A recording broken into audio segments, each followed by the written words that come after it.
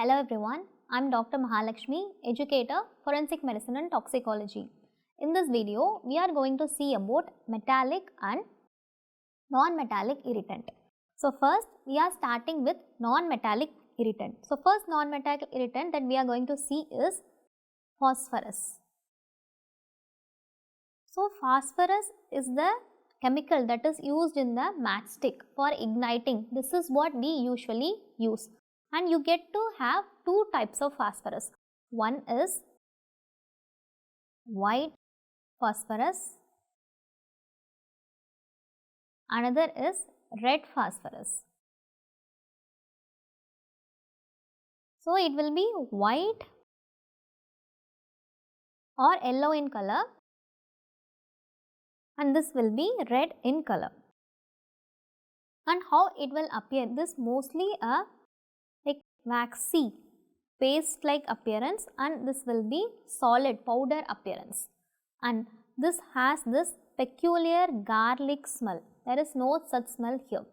This white phosphorus will have garlic smell and it is luminous, that it will emit light but it does not, and on exposure to air it will ignite.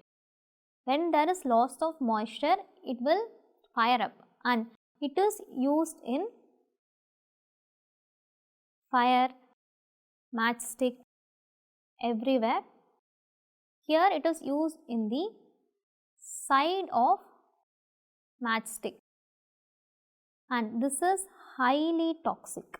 This is highly toxic and this is not toxic. So this white phosphorus is what we are going to see now, because this is the one that is toxic. So we are going to see about white phosphorus. It is used in this firearm and it is also used in the matchstick. So it basically cause ignition and it is also luminous, that it will shine on darkness. So this is about this white phosphorus, and it has this peculiar garlic smell. So what will happen when there is exposure to phosphorus? When someone consumes phosphorus, usually it is not consumed, and sometimes what will happen is that this phosphorus, it is used in rat poison. So this rat poison, it is mistaken for toothpaste, and people will consume phosphorus and because of that they will get poisoning, and in the poisoning you will get to see three phases. First is acute. In acute phase there will be severe irritant action. You will be getting vomiting, abdominal pain, severe erosions of mucosa, and there will be liver function reduced. So all these will be seen in this acute phase of the poisoning. After that you will get a subacute phase, second phase. After some time you will get this subacute phase where there will be no symptom. The patient will be apparently normal.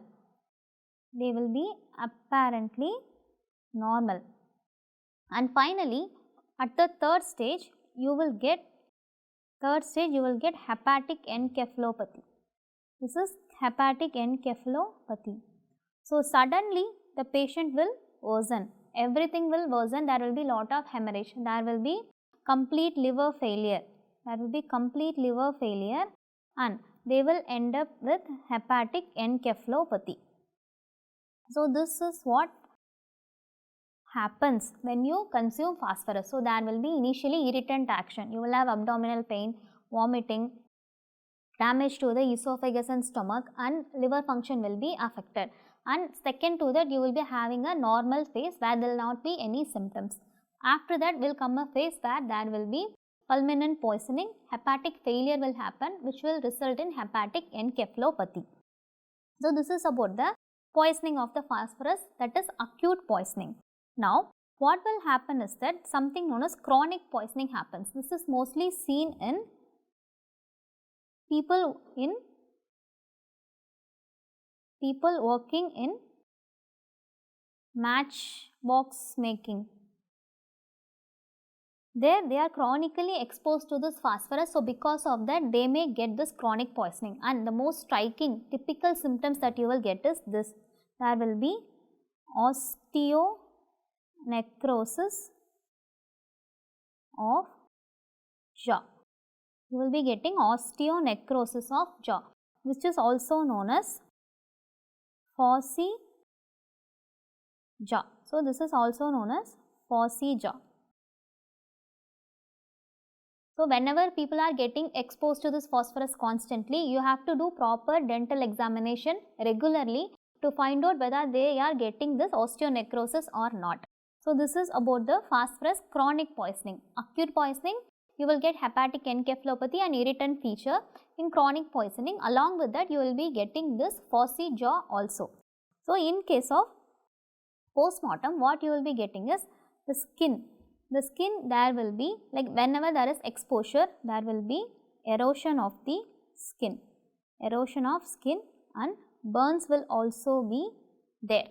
And stomach, you will have congested and hemorrhagic mucosa. There will also be garlicky odor in the content, and all the content will be luminous, and you will also get smoke coming out of it. So, it is known as smoky stool syndrome. So, whenever they go to toilet, along with the stool, smoke will come out because of this phosphorus. So, it is known as smoky stool syndrome. And liver, there will be yellow degeneration. There will be yellow degeneration of liver. And kidney will undergo tubular necrosis. There will be tubular necrosis of kidney. It will go affect all the systems. So, you will get all the system affected in this phosphorus poisoning. So, mainly you will be getting this garlic odor, the smoky stool syndrome and luminous content, along with that liver necrosis and tubular necrosis of kidney. So, this is about phosphorus. Phosphorus, it is the white phosphorus or yellow phosphorus that is poisonous. It is also luminous and pyrogenic, that it can catch fire, and it is used in match, like your matchstick it will be used. When chronically exposed, there will be irritant action and hepatic encephalopathy. In chronic reaction, you will be getting this osteonecrosis of mandible, which is known as phossy jaw. In postmortem, you mainly get garlic odor, and this phosphorus, it stays in body for a long time. So, this stays in body for a long time. So, it can be easily identified in the postmortem toxicological analysis. The main medico-legal importance of this is that it is usually accidentally taken instead of toothpaste. They will mistake this rat poison and they will consume it, and people will be affected because of this phosphorus. So, this phosphorus, it is a non-metallic irritant. Now, what we are going to see is metallic irritant. So, metallic irritant, mainly we will be seeing heavy metals. You have heavy metals. So, heavy metals, you have lead, mercury, arsenic, copper. So, these are the main heavy metals that we are going to see now, and this is a very important topic, and each and everything can be asked in the exam. So, this lead, mercury, arsenic, copper, it is a must know topic in toxicology. Without knowing this, we should not go to exam. So, this is such an important topic. And all the heavy metals, how it causes toxicity is that most of them is chronic toxicity. Like it will accumulate in the body and it will lead to all the adverse effect, and this adverse effect, it is caused by, the mechanism of action is that it will attach to the enzymes with sulfhydryl groups. So, to all those enzymes, it will go and attach and it will lead to all the adverse effect. This mechanism of action is common to all the heavy metals, and this is how they lead to all these toxic features. So, first we will see with this. This is mercury, also known as quicksilver. So this mercury, it is a semi-solid structure, like it is mostly not solid. So it is used in mainly hat making industries, and it is also used as fungicide. And in the older times, it was used as a treatment for syphilis. It was used as an ointment for few conditions also. So it is mainly iatrogenic. People were getting iatrogenically affected by this mercury poisoning. So these are the places where you can abundantly find mercury poisoning. And this metallic mercury, when ingested as such, it is not poisonous. But the vapor of this mercury, it is highly poisonous. When you inhale those vapor, it is highly poisonous, and you get to have two types of salts in mercury. One is inorganic and you have organic mercury salt, and this organic is more dangerous than inorganic salt. So this is important. Which type of salt is more dangerous in case of mercury? It is organic, more dangerous than inorganic. So organic, you have mercuric salt and mercurous salt. So this organic salts, among these two, you have mercuric salt, which is more dangerous than the mercurous salt. So between organic and inorganic, it is organic. Inside the inorganic, it is mercuric salt, which is more poisonous. Now in organic, you have methyl mercury, dimethyl mercury and thiomazole. These are the important organic mercury salts that we usually deal with. Now we will see few important mercury salts that we come across. So first is this. It will be a white color crystalline powder. On all the white color crystalline powder, you have mercuric chloride, mercuric iodide and mercuric oxide. Then you also have something known as mercurous chloride. So this mercurous chloride is something known as calomel. It is used as a teething powder. So what this is that, it is an anesthetic. It will be used to relieve pain in the children while they are teething. So initially they were using this mercurous chloride, which was leading to a lot of toxicity in the children. Later on it got discontinued. Then you have this mercury sulfide, which is a red crystal like structure. Then you have this mercury thiocyanate. This is usually used in crackers. This will become like a snake. So the snake cracker, it is made by this mercury thiocyanate. Next to that, we will be seeing what are the features of the poisoning.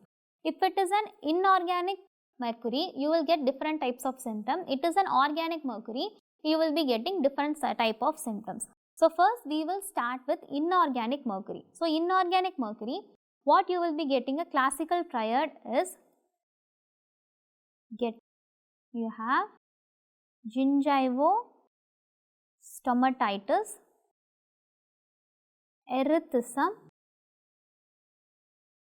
then tremors. These are the classical triad that you will be getting in inorganic mercury poisoning. So what are the things that you will be getting in this inorganic poisoning? So first you will be getting this table. T for tremors, also known as hatter's shake, because it is more prevalent among hat making people, so it is known as hatter's shake. Then you had acrodynia. Then you had blue line on gums. Then you had lens changes, that is mercuria lentis. Then you had erythism. So these are the changes that you will get in inorganic mercury poisoning. So what are those changes? So first this one, this is acrodynia, also known as pink disease or calomel disease. So this was caused by that calomel, which was used as a teething powder in children. So because of that calomel, they had hypersensitivity. Hypersensitivity reaction to this calomel, they started experiencing pink, peeling, puffy perspiring, painful hands. So they had all these symptoms. It will become very reddish and the skin will start peeling. It will become edematous, puffy, and it will start sweating more and it will be highly painful. So these are basically hypersensitivity reaction to that calomel present in the teething powder. So this is known as acrodynia, calomel disease and pink disease. This is one manifestation. Next what you will get is this blue line on gums. Because of the mercury you will get these line. Then you get this Mercuria lentis. So this you see there will be brown reflex. You will get something known as brown reflex. This is due to deposition of mercury in anterior lens capsule. This is because of deposition of mercury in anterior lens capsule. You had Mercuria lentis, also known as brown reflex. So we have seen three things. Now this is erythism, also known as Mad Hatter's disease. So here you what mainly had was neuropsychological symptoms. They were becoming more delirium. Lot of hallucinations were coming, especially to these hat making industry people. So we called it as neuropsychological erythism. And they also had tremors, both resting and intentional tremors. And because of this tremor, they will not be able to do any activity. They will not be able to use their hands. So when this intensifies, affecting their normal activity, we call it as concussio mercurialis. So this is concussio mercurialis. This intense shaking that happens because of this erythism is known as concussio mercurialis. So this is about the inorganic mercury poisoning. Now coming to the organic mercury, in case of organic mercury poisoning, you get something known as Hunter-Russell syndrome. You get Hunter-Russell syndrome, also known as Minamata disease. So here what happens is that there is the place known as Minamata. There was one industry which was using this methyl mercury for their industry purposes, and all the effluents from that factory they were releasing it to the sea nearby. So that Minamata Bay, they were releasing all the effluents into the bay area, and inside the sea the planktons they started consuming this methyl mercury, and fish who had these plankton, mercury get deposited in those fishes, and people in the bay, that Minamata region, they consume those fishes. So from fish they got this methyl mercury into their system and they started manifesting lot of neuropsychological symptoms. So what are those symptoms? It was they had peripheral neuropathy, akinesia, ataxia, vision loss, dementia, depression and sensory impairments. It were all happened because of the loss of myelinated nerve fibers in them. Because of this methyl mercury poisoning, they were getting all these symptoms. So this is known as Hunter-Russell syndrome. All these together is known as Hunter-Russell syndrome. The children, the younger brain which is developing, it got more affected by this and they were having mental retardation also. So this whole area got affected because of this methyl mercury poisoning. So this is known as Minamata disease or Hunter-Russell syndrome. So mercury, it is common among hatters. You have inorganic and organic mercury. Metallic mercury, it is only poisonous when inhaled. Inorganic and organic salts, they are poisonous. Amongst them, organic is much more poisonous than inorganic. And inorganic, you get table, like this tremor, acrodynia, line on gums, Mercuria lentis and erythism. In case of organic mercury, you had these Hunter-Russell syndrome or Minamata disease. So this is about mercury poisoning. Now, what we are going to see is arsenic. So, arsenic is the most abundant metal found in the earth. It is the most abundant metal found in earth. So, what happens? This arsenic, it is commonly found everywhere. It can also enter the water also, and mainly people who consume water with lot of arsenic level, they got this arsenic toxicity. Otherwise, people were using this arsenic trioxide as a rat poison, and people will intentionally give this rat poison for killing. So, it is also a homicidal poison. So, this is known as king of poison. So, initially when there was not advanced technique to identify these poisons postmortemly, it was used as the most common poison, this arsenic, because all the features of arsenic will look like a normal pathological condition.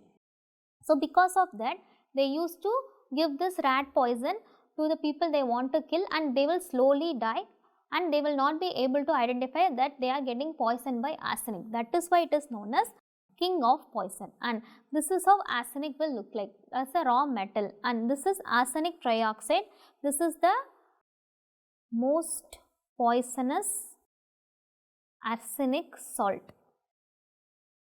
This is the most poisonous arsenic salt, and here you have acute poisoning and chronic poisoning. In acute poisoning, what will happen is that you will get these garlic odor, and when there is extra consumption of arsenic, you will be getting vomiting, diarrhea,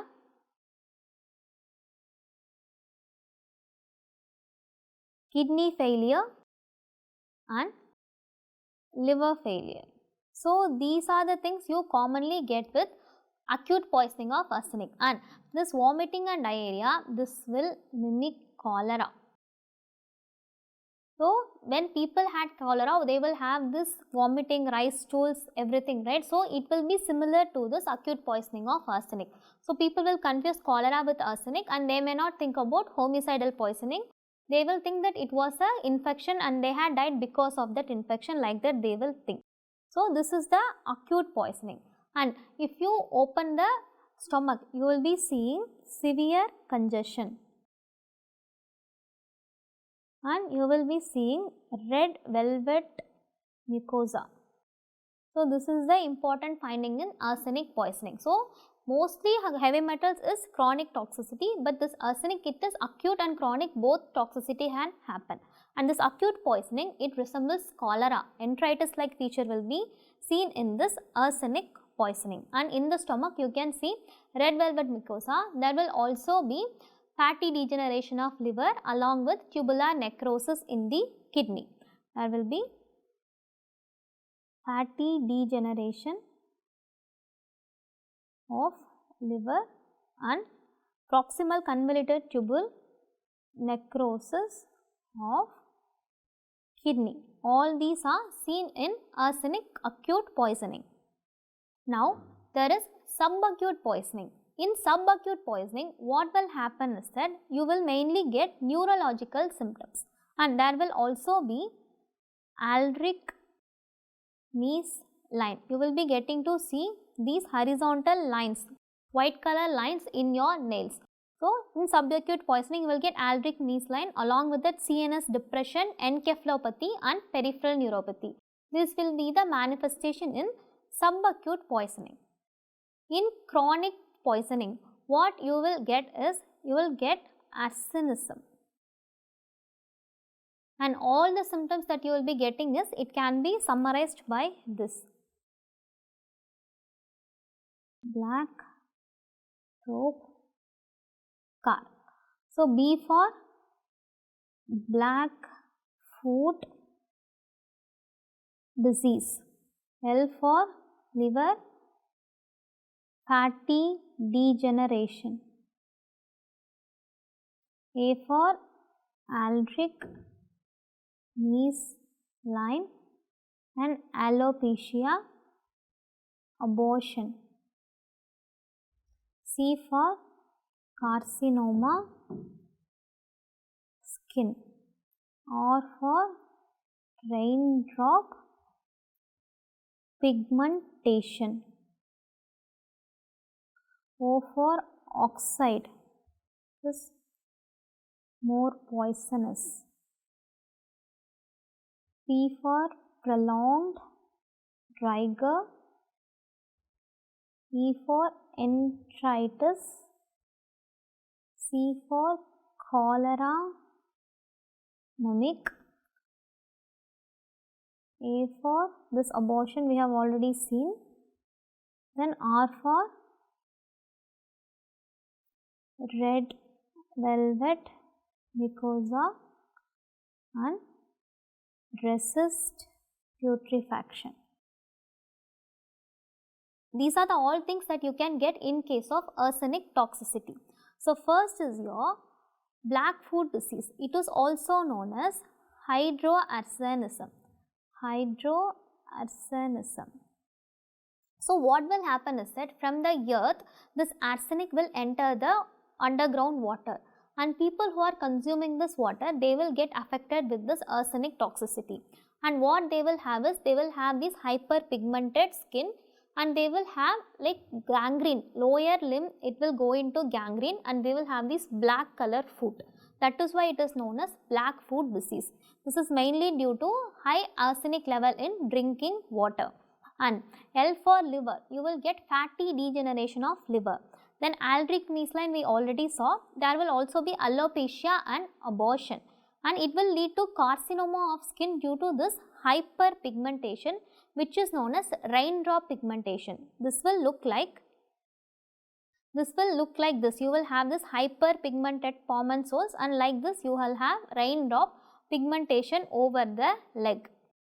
Next you have the oxide, trioxide, which is the most poisonous, and this arsenic poisoning, it will lead to prolonged liger. Liger will stay for a long time, and the acute poisoning will have enteritis like feature, and it will mimic cholera, and you have abortion, red velvet mucosa in the postmortem appearance, and it will resist putrefaction for a very long time. That means even after 10-15 years, you will be able to recover arsenic from the bone and hair of the dead body.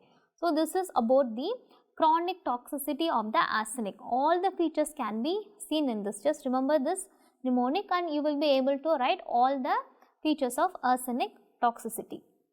Now, let us go to the medico-legal importance of this arsenic toxicity. So, first is imbibition. So, what happens is that it is already present in earth. It is abundant in earth. So, when dead body is buried, it will enter the buried body. Into the buried body it will enter. So, because of that, if you take the body for second autopsy and toxicological analysis, you will be finding arsenic in all the dead bodies.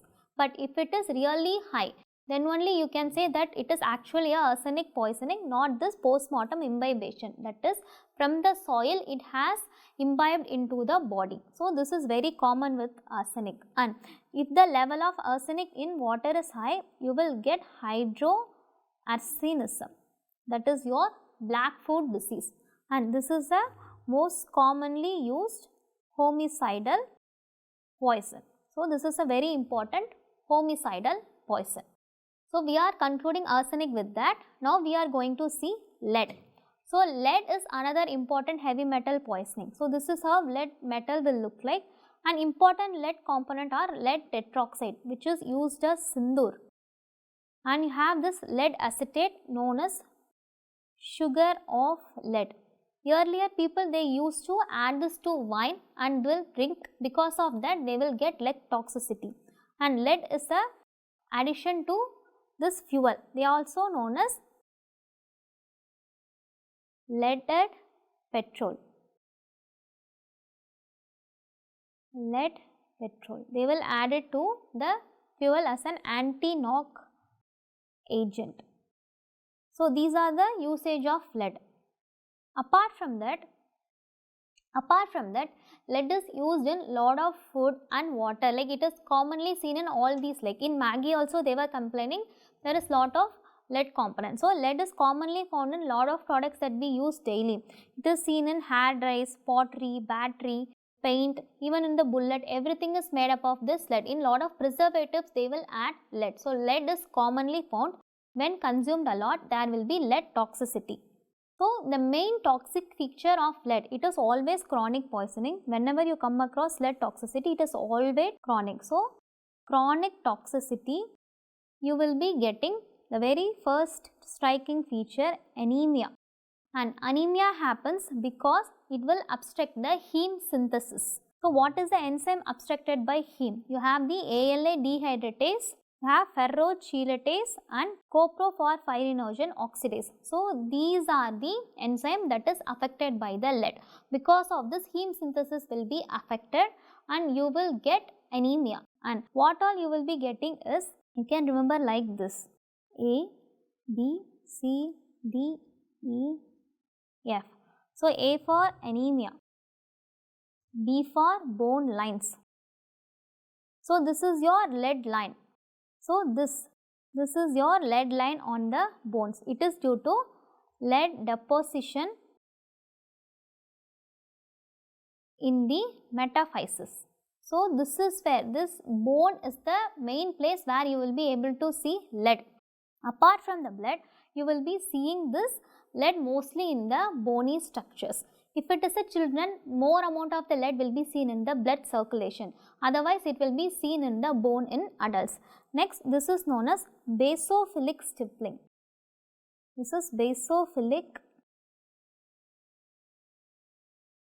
stippling. This is due to this heme synthesis inhibition. You will be getting this darker pigmentation in the RBCs. This is known as basophilic stiffening. And you have facial pallor. So this facial pallor and anemia, this facial pallor is the first sign that you will be witnessing in the lead toxicity, and anemia is the next thing that you will be visualizing. So you have facial pallor and anemia and basophilic stippling to do this heme synthesis inhibition. So these are the things you will be seeing in lead toxicity. Next, what you will feel is colic pain. There will be intense abdominal pain. So there will be abdominal pain, and we call it as dry belly ache. There will not be any diarrhea, but there will be severe abdominal pain, which is known as colic pain. So you will have colic abdominal pain and constipation. Constipation and colic abdominal pain, it is a feature of lead toxicity. So next to this, the other feature you will get to see is drops. You will be getting to see wrist and foot drops. This, you will be seeing drops of wrist. Due to peripheral neuropathy, you will be seeing this drops.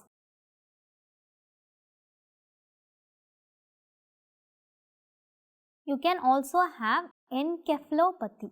There will also be encephalopathy, especially in the children. So lead toxicity, you can remember like this: anemia, line in bones, and this basophilic stippling. You will have colic pain, wrist and foot drop, encephalopathy, facial pallor. These are the important signs that you will be seeing in chronic lead toxicity. Apart from that, you will also be seeing two more signs. So this line on gums.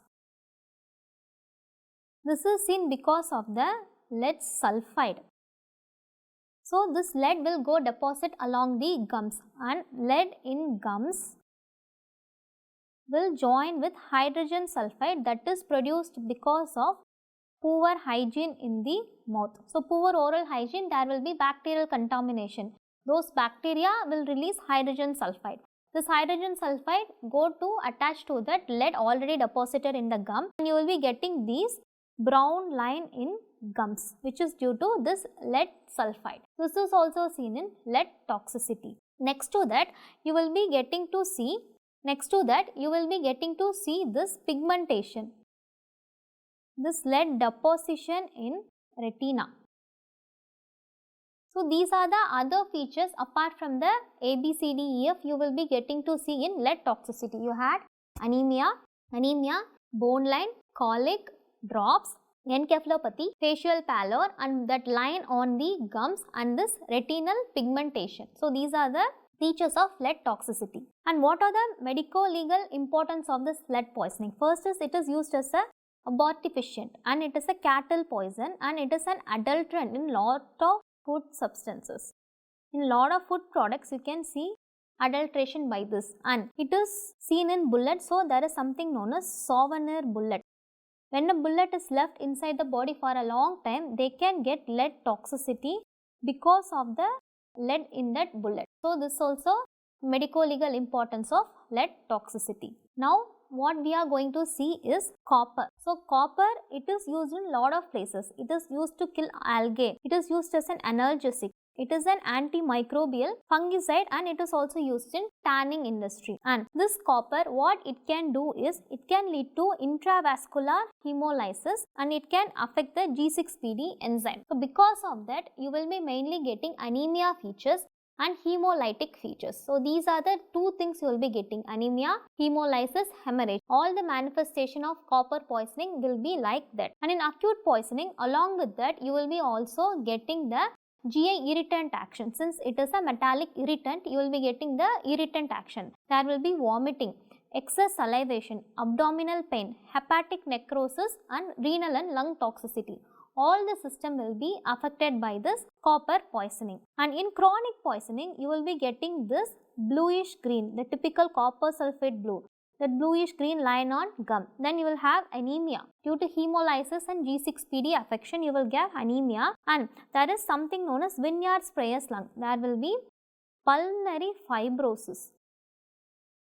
Like in the vineyards, they will use this copper as a fungicide and algae. So people, when they are constantly exposed to the copper, their lung will get affected and they will develop pulmonary fibrosis. This is known as vineyard sprayer's lung.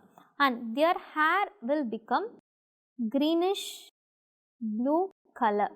Hair will become like this. So this will be the appearance of the hair. And their eyes, they will have something known as chalcosis lentis.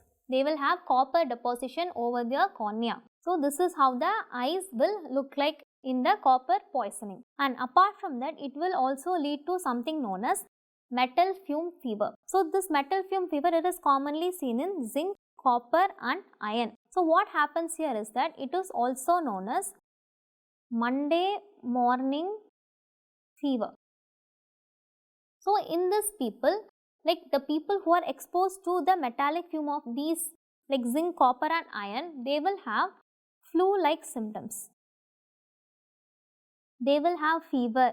They will have myalgia, they will have headache. So all the flu-like symptoms will happen to them. So they will take leave, and once they are home, they will be okay. But when they come back to the factory again, when they start inhaling this fume again, they will again get the fever. So this is known as metal fume fever, also known as Monday morning fever. So these are the important aspects of the heavy metal poisoning. We have seen arsenic, mercury, lead and copper, and this is a very important topic. So with this, we are concluding this video. Thank you for watching.